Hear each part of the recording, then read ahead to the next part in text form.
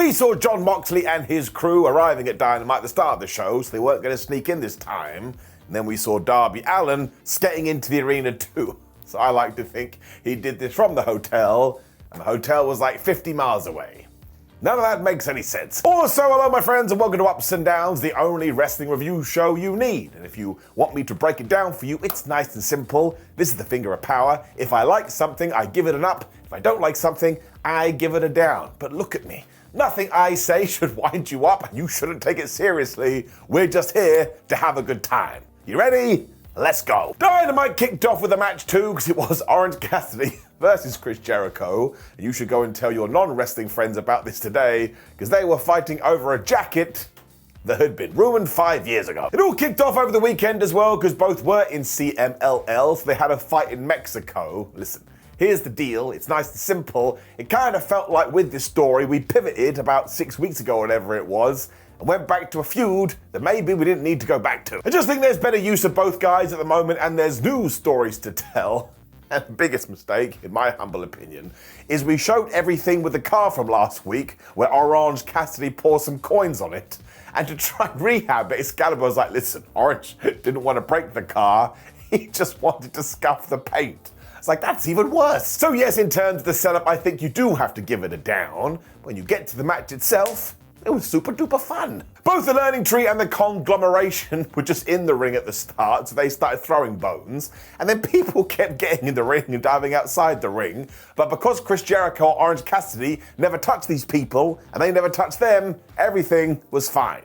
I mean, that makes sense to me. Jericho also pretended he was going to join in, but instead did the wave when Orange zoomed in with the orange punch for a very good 1-2-ooh. And then as he is wont to do, he just went off like an orange. Jericho then must have cast reversal, because he was reversing everything as he locked in the walls of Jericho when he went to the outside, and he had a camera and he was filming himself doing moves. Now one, more wrestlers should do this because it always entertains me. Two, this is not holding a camera, this is like making a half moon over your face. Chris was then able to get the lion salt when Orange came back with a damn Michinoku driver of all things, where they decided escalation. Escalation is what we need. So they went to the outside and they did a suplex through Timmy the Timekeeper's table.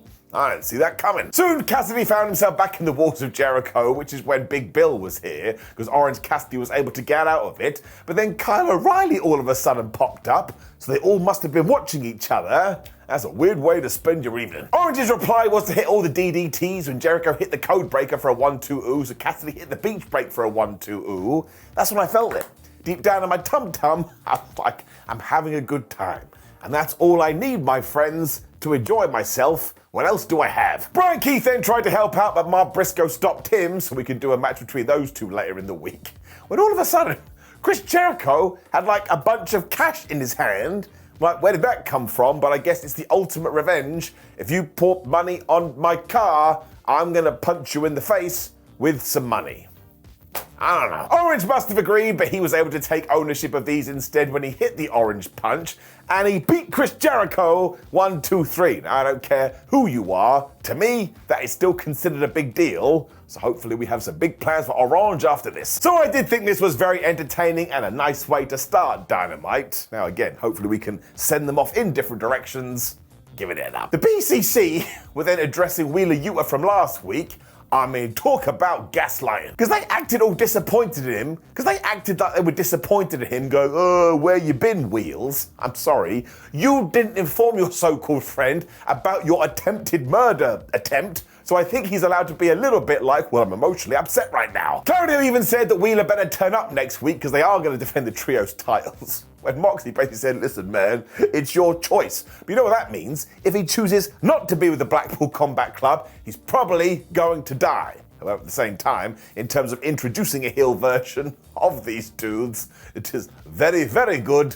They come across as unhinged monsters. Now, Alex Marvez didn't care about this at all because he instantly found Yuta and he just stuck a microphone in his face. And the dude is torn, although he has fought his whole career to become a champion, when a stagehand just ran in and said, yeah, dude, you left this in the locker room, and it was the trios title, and he even referred to Grand Slam as Wrestle Dream. Some people are like, oh man, he made a botch. Now, one, even if he did, it really tied into his current character, but two, Alex Marvez corrected him instantly. I'm pretty sure this was the plan. He ended up teasing that he will kick somebody's ass next week, and you have to imagine it will be the BCCs. I don't think he needs to join them, and actually the Wheeler Yuta persona will benefit more from being this guy that kind of flops somewhere in the middle, because he's just so heartbreaking that Bryan Danielson almost died. I have to cover my eyes when I talk about this today, because I still can't believe it. Of course, the big question here is why was Wheeler Yuta leaving the show when it had been going on for 20 minutes, when we cut to the ring, and it was JD Inc. versus Hook in a squash match. Just gonna be honest with you, I don't think we needed it. Now, Roderick Strong was on commentary, because of course Hook and him will fight for the FTW title next week. But Hook just ruined this guy as you would expect, and he would apply the red rum. I just felt that we're kind of past doing squash matches for Hook, and actually what would have benefited this feud more was a talking segment or some promos. Then people go, Hook's not very good at that at the moment. Well, he's clearly got better, and if you want him to get better steel, yeah, let him do more of it. Strong also promised to break Hook's back, which is a crazy thing to say, especially because he was on commentary with Hook's dad. But yeah, this kind of just flew by with no real emotion, I guess, for lack of a better term. So I'm repeating myself, but I just thought we could have come up with something a little bit more creative. Instead, it didn't do much of nothing. That's a down. We then learned that it is going to be Private Party versus BCC next week for the trios titles, because Private Party were here. Now, one, it means they're going to have to get a third member, because they only have two. And two, it probably means the Blackpool Combat Club are going to win, although I did appreciate Isaiah Cassidy and Mark Quinn calling these guys out, because yeah, 7 days ago, they got absolutely mugged, so you should come back and say, excuse me, I didn't appreciate that. Although, here's a small spoiler, it did not go well for them. Renee Paquette was also here with Christian Cage, and he's proud of his fake son, because this weekend, he is going to be taking on Leo Rush, Rocky Romero, and Kip Sabian. Good for him. Cage is also pumped up because, of course, he can use his casino gauntlet contract thingamajig to cash in on Bryan Danielson, which may be a problem for Jon Moxley. I was like, dude, I don't think you should have called him out. Christian then made Renee call him a future world champion, and that sort of ties in too when Kip Sabian was hanging out in the corner. So, of course, Christian went up to him and said, your father is dead, and soon you are going to be buried in the ground next to him. So, this is where we stare off into the distance, because I can't get my brain around it. Now, Sabian has been doing this a lot recently, so you have to think that it does tie in. And there has been a connection between him and Nick Wayne. So yeah, let's just do something with Kip. He's right there, and he's got the goods. Why not? When it was Yuka Sakazaki and Queen Aminata taking on Mariah May and Serena Deeb, I'm just going to tell you here, my friends, AEW has kind of built a rod for its own back. Because the build for Mariah May and Toni Storm was so good, we've now kind of gone the opposite way, and it sort of stands out like a sore thumb. And I know that the Queen and Serena have been feuding on Collision, but the kind of connection between Collision and Dynamite is so wishy-washy that it's hard to keep up, and that's why Mariah May and Yuka are now at odds, because they basically had a big row on Collision. Much like earlier, though, this match was very fun. So I suppose that's how you could describe this week's Dynamite in a nutshell. Deeb and Yuka started off and they were doing all right until Aminata got in there, because she understands the benefit of double teaming, which makes all the sense in the world, because it is a tag team match. The problem for Serena, though, is that she didn't have much help, because Mariah May was too busy preening for the cameras and prancing around because she is the champion. But once again, that is how her character would be, so it made sense. She eventually blind tagged in so she could attack Sakazaki from behind. But then she started to pose and taunt and basically take the mick out of her. How many times do I have to tell you you can't do that in 2024? It was true, because as soon as we returned from the break, Yuka did go crazy, and she hit this Northern Lights bomb on Serena Deeb. I like that move. It's always very, very good. Although, I don't want to say too much. It never actually works. She also threw Mariah May on top, because why wouldn't you do that when I think it was German suplex time? The Gates has to sister. And it ended with Yuka kind of doing this hammerlock slam. And then going, screw it, she dove out the ring onto everyone. She basically had the pin as well when Mariah just decided, I've got my AEW women's title, and she smashed her in the back of the head. So this thing ended in a DQ. I don't want to be that guy, but I don't think I would have done that. She whipped the hell out of her as well, so we can justify that we shall do this championship match at Grand Slam next week. Once again, this all just feels a little bit too rushed. Especially because as much as I love Serena Deeb, she is a damn good wrestler. She could have been sacrificed here, so at least Yuka could have gone, well, hey there, I got a win, somebody give me a present. As I've already talked about though, the match was good, so I am going to give it an up. But when it comes to the story, well, I'm repeating myself here, but it just doesn't compare to what we did do before. And the best thing about wrestling is when you do come out of a good program, then you have another good program, especially when a world championship is on the line, because it makes you go, damn, I love this thing. So given that we do have to grade things on a curve, you do have to give it a down. This could just use a little bit more pizzazz. We also got a very well-timed video from Mina Shirakawa, because she was all like, listen, Mariah, mate, I missed you, although I've never heard from you since. So now I don't like you anymore, although at the same time I do. So I assume that Mariah will eventually do her big champion celebration and Mina will come out and then we can kick off that feud. Kind of feel like maybe we should have had that one ready to go after All In, but what do I know? When we got such a good video with Nigel McGuinness, that in many ways also made no sense. And yes, there were some technical issues here, but stop pretending you care. No, you don't. It's a bunch of faux BS. You can go through any single promotion in the history of mankind, and they've all had technical hiccups here and there. It's not a big deal, and stop pretending that it is. Nigel made it clear, though, about the history they had in Ring of Honor, and that Bryan is running scared, and we even had a Ring of Honor alumni like Roderick Strong, and Mark Briscoe, and Jerry Lynn say, hey man, I tell you, these two had absolute wars, and if it wasn't for McGuinness's injuries, well, who knows where he would have ended up. So it really was great, and if you're a nerd like me, you got so excited, but there was just a tinge of sadness, because of course Bryan is off TV right now, and what I really wanted when these two came head to head was some promo battles in the ring, because think of the things they could talk about. So it just kind of feels to me like there must have been another change of plans, because I guess this is going to happen in 7 days, but look, when something gets me this pumped, I have to give it an up. But I can't handle the match graphic, which now says Bryan Danielson versus Nigel McGuinness if Bryan is cleared. Now, why isn't Darby Allin going, well, excuse me, if he's cleared, where's my world title shot? And even if the reason he doesn't want that is because he doesn't want to take advantage of Bryan Danielson, who was almost killed, he should be saying that too. I'm happy to wait because it's not right. It kind of feels like Nigel McGuinness is in charge at the moment, which is also totally wild, but I want to make it very clear. Once again, as an old nerd, I think this is going to be awesome, but the build could have been better. Again, when something is swimming in so much lore, ironically, I would like a company to go all out. So that part's got to get it down. Moxy must have heard people talking about Danielson too, because he came to the ring with his boys and girls. And as ever, he's just really mad. Now, I really liked it because instantly, Private Party tried to attack them, and good. They ain't dumb baby faces. If somebody comes after them, they shall reciprocate in kind. Although, it was a terrible idea, because they didn't do their maths. The numbers game was totally against them. So they essentially got choked out, and they were dead, when Jon Moxley got a hammer. So bring it down straight away, crime counter. Even if he hadn't have used this thing, you can't walk around with a hammer unless you're gonna do some DIY. And I promise you dudes, there was no shelves. Before all this too, Alex Abrahantes also got taken out, as did Commander, who just appeared in the ring. Honestly, this made me laugh. I know we do the whole, oh, they teleported in from the Starship Enterprise all the time, but that's what it felt like. The camera just cut back to the squared circle, and there he was. Moxie then went and yelled at Private Party and was all like, man, I could end your careers, but I'm not going to do that. I am going to give you some advice instead. You are in the same position that you were when AEW started, and that's on you. I was like, he's actually right, that is the case. Maybe we shouldn't say it out loud. Now, Mox has deduced that this is because they need some obstacles in their way. When he took the hammer, he broke their hands. I was like, oh no. That's what he just did.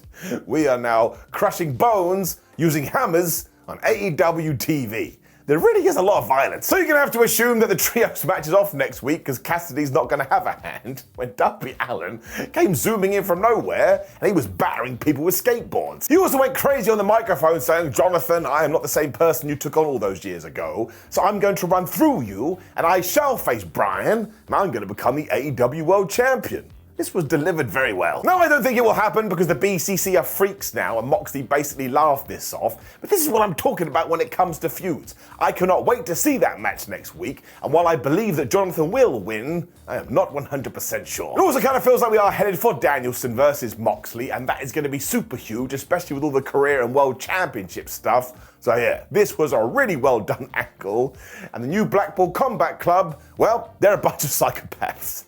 There's no two ways about it. Even Pac and Claudio have weird looks in their eyes now, because I'm clearly a sicko too. Let's get it up. We then got a video with Jack Perry driving his bus around. I laughed, because describing it sounds like a kid's TV show, although actually it was very well produced.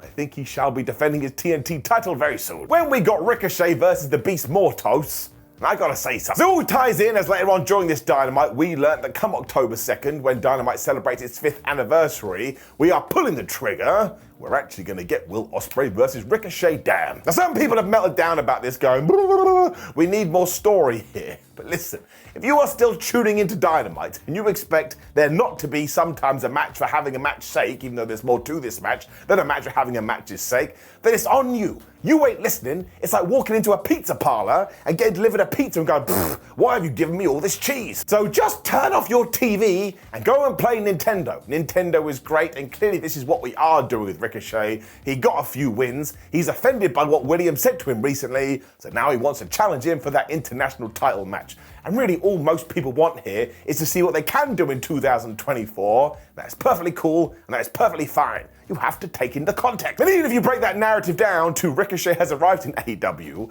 and he's going to take on a bunch of people he's never fought before and have great matches like he did here, let me search my feelings. I'm totally fine with it. As for this match too, it was totally redonkulous because both guys were flipping around, including the Beast, which is stupid because he's a big old chap, and Ricochet went to do a dive. Mortis caught him and threw him so hard into the ring apron, which is the hardest part of the ring, I thought he was dead. It then happened again because Ricky went for a handspring. So Mortis gave him this horrible looking DVD.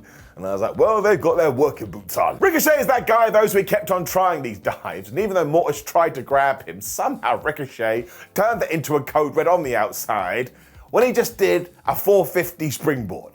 Just so effortless, like, yeah, it's not a big deal. The man is nuts. They then did the most crazy avalanche press where Ricochet went flying onto the ground, and when Mortis was going to give him something, Ricochet reversed it into this excellent, corkscrew slam? I don't know what you call it, when he did hit the vertigo and he got the 1, 2, 3. Now I have sped through this, but sometimes you just need to tune in. And I think Ricochet so far has had some damn good AEW fights. Later on too is when we saw Ricochet and Will Ospreay fall out, with Ricochet saying, man, I'm so sick of your mouth, dude, and I'm challenging you for that belt, little bro. Listen, one day I'm gonna be dead, so just give it to me. I'm not gonna lose any sleep at night.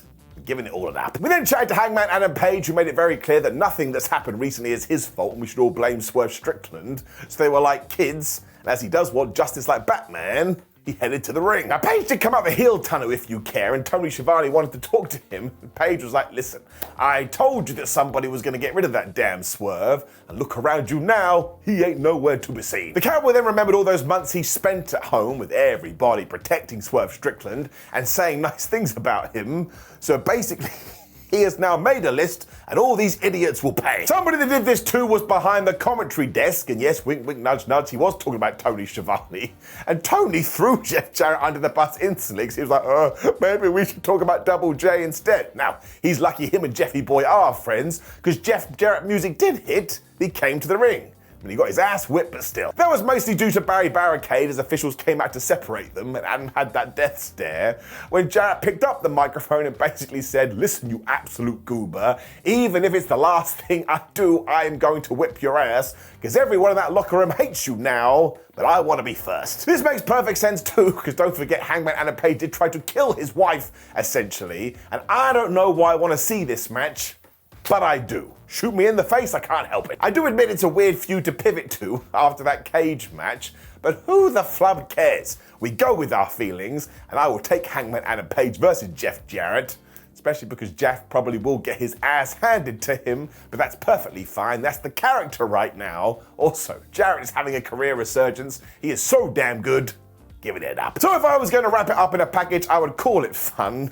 And speaking of fun, this main event. Because it was Will Ospreay, Carl Fletcher, and Takeshita taking on the Elite. They just walked out there and we're really talented wrestlers. Look what we're gonna do. Fletcher and Nicholas Jackson started off and they hit the go button when eventually Will Ospreay tagged in, as did a Carter. You could just feel the atmosphere in the room. This crowd knew what was going on. They tangled like they tangled so many times in New Japan. They are basically wrestling brothers, and no, I don't know what that means. We also continue to tease Takeshita drawing everyone in this, because he was desperate to tag in, but nobody would slap his hand.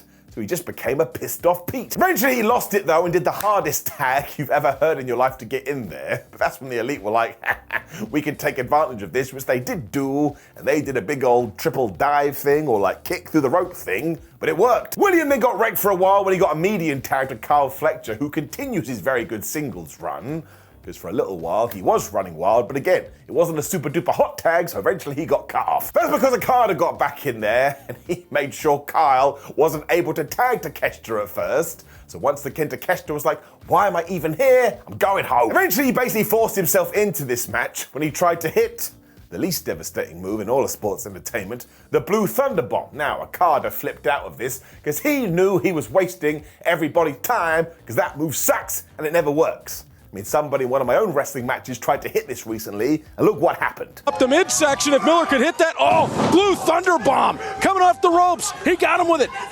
He'll roll him through, count of one, just a count of one. See, sucks. From here, the whole thing got out of control with Okada and Takeshita absolutely bringing it, so they're gonna have a proper match soon. And even when the Bucks whammed Takeshita with a couple of super kicks or a super kick party, he came back and took their heads off with some clotheslines. So we are getting behind this guy. He soon got outdone by the numbers too because Okada was there as him and Elite did the whole flipping off taunt thingamajig. But that counts as opposed. You can't do that in 2024. Takeshita got back into this. Very reluctantly, he was like, fine, and he tagged Will Ospreay. He had taken his MP, so he hit all the moves when Okada stopped him on an Oz cutter. When I kid you not.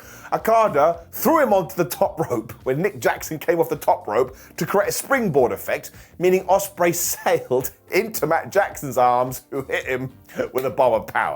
Just gotta give it a round of applause. That was truly terrific. It all then continued because Will Ospreay got hit with a super kick party. It was Carl Fletcher was here and he tried to go for the tombstone, but that didn't work and he got kneed in the face. When Takeshita decided I'm gonna make up for earlier, and he hit the least devastating move in all of sports entertainment, the Blue Thunder Bomb. However, he wasn't a legal man, so he only did this to inflict pain, and that's the way to do it. Use it to reduce HP, don't use it to try and get pinned. Eventually it came down to the TK driver, but Carl was able to stop that as he hit his stone tomb. When it looked like the Bucks were gonna get back into it, when Ospreay was here again, and he hit this flying hidden bait out of nowhere, that looked great. It also meant Kyle and Will were able to join forces to basically do Aussie Open's finish as they won with the Coriolis. Listen, it was very important that Carl Fletcher did get the 1, 2, 3, because now they can walk into Grand Slam going, whoa, we're gonna become the tag team champions, even though I think the Young Bucks will win. But also, this must have been a tease that Mark Davis is coming back soon. Watch this space. Will tried to shake Takeshita's hand afterwards too, but he just pie-faced him, so that's another feud we can do. And Don Kaz was freaking out here. And the whole time, Carl Fletcher was just going, yeah, I won. He was totally oblivious. But it all works. Of course, next week we are getting that tag match, which once more I think the Bucks will win. But if you just wanted to sit down and go, man, I love modern day pro wrestling, which is what I wanted, you gotta give it an up. So for sure, overall at the moment, Dynamite feels like it needs a little bit more direction for some of its characters, especially because we do have all these big shows coming. But at the end of the day, I'm still having a good time. That's all wrestling actually needs to do. It's entertainment, man. Up. Now, as ever, please do leave me a comment below and let me know what you thought about last night's episode of Dynamite. Like the video, share the video, and subscribe. Click the video on the screen, which is ups and downs from Monday Night Raw, because I'd love you to come on this complete review journey with me, which sounds weird, but otherwise, my friends, just have lovely days. I'll see you soon.